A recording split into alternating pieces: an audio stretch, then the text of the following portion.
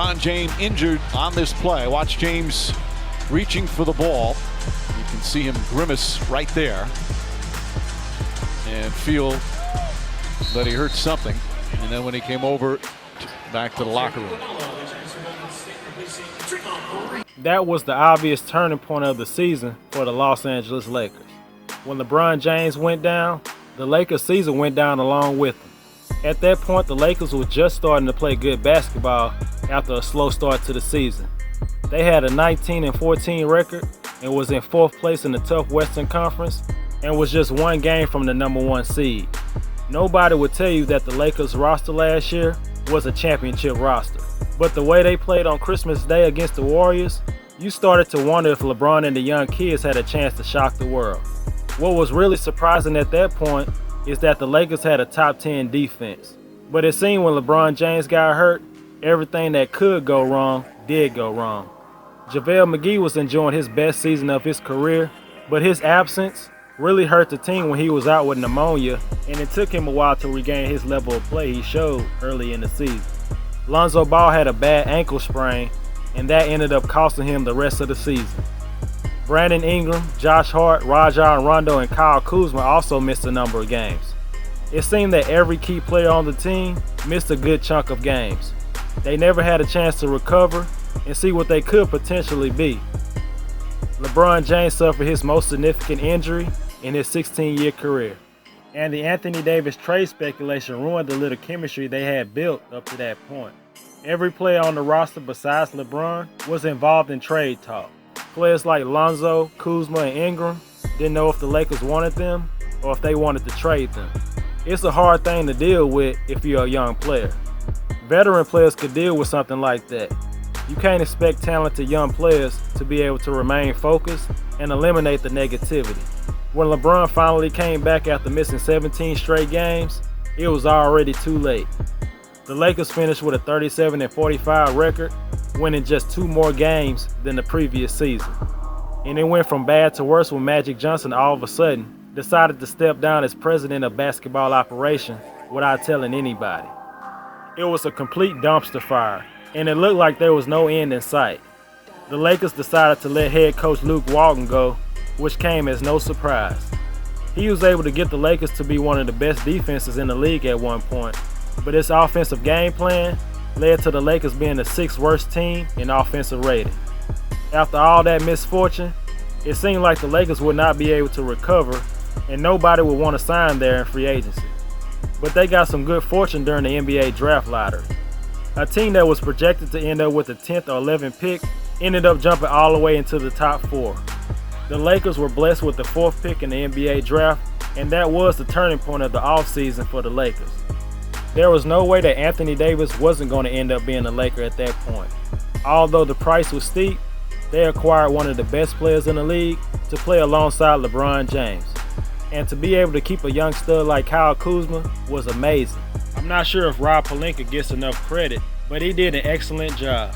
It went from people speculating if the Lakers should trade LeBron to all of a sudden being one of the favorites to win the whole thing this upcoming season. Anthony Davis finally gets a legit chance to compete for the ultimate prize. AD might not be a natural leader, but there's nothing else he can't do on the court. He's an amazing defensive player, and he can score from the inside and the outside. He can handle the rock and create space like a guard, and he can post up and score down low. Having a talent like him around a great player like LeBron could form the best duo in the league. Davis is at an age where he can shoulder much of the load, with LeBron James going into his 17th NBA season. LeBron might not have to burn so much energy trying to carry the load like he has done throughout his career. Anthony Davis is the most talented player that LeBron has ever played with, and that's including Dwayne Wade. AD just needs to stay healthy. The Lakers potentially missed out on a couple of free agents when they were trying to also get Kawhi Leonard. But after Kawhi decided not to sign with the Lakers, Rob Pelinka did an excellent job filling out the roster. They were able to sign Danny Green, Avery Bradley, DeMarcus Cousins, Quinn Cook, and Jared Dudley. Danny Green could be the most important signing. If LeBron James is playing the point, Green will be the guy who has to defend the point guard on the other team. That's something he's capable of doing, along with bringing his outside shooting. 3-and-D players are a perfect fit playing alongside LeBron. Green also brings championship experience to the Lakers, and he knows how to dig deep and not shy away from the moment. Avery Bradley is also known for being a 3-and-D player. He's only 3 years removed from an all-defensive first-team selection. Offensively, he had a down year last season as he played for the Clippers and the Grizzlies. His stint with the Clippers wasn't the best, as he averaged only 8 points and shot 38% from the field and 33 from 3. But he picked it up late in the season when he played for the Grizzlies and started to look like his old self. The Lakers need the best version of Avery Bradley. I believe there's a chance that Frank Vogel could decide to put Bradley in the starting lineup to guard the point guard on the other team. He's another perfect fit with LeBron. It was supposed to be a reunion of former Pelicans teammates when the Lakers signed big man DeMarcus Cousins.